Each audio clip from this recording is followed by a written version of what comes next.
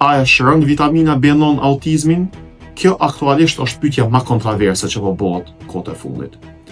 Acidi folinik është forma aktive e vitaminës B9, ndërsa studimet vitet e fundit që janë bërë kanë treguar që dhënia e acidit folinik të personat me autizëm, por që kanë dëshmi të deficitit të acidit folinik në tru, jep përmirësime drastike dhe të dukshme të simptomave të tyre, veçanërisht të simptoma e pengesave në komunikim që kanë këta fëmijë. Mirë po, a duhet kjo më qenë një thirrje tash që për gjitha nënat që mi dhon acid folinik fëmijëve të tyre pa kurrë kriteri? Jo, absolutisht jo.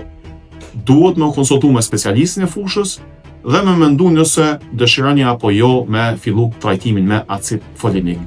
Një lajm i mirë që është në këtë fushë është që FDA në shtator të vitit 2025, dhe në para 2 muajve, ka fillu një farë iniciative për me e aprovu acidin folinik të personat me autizëm që kanë deficit të acidit folinik. Prandaj kjo është një lajm shumë i mirë, të presim deri në 2026 apo aprovohet apo nuk po aprovohet.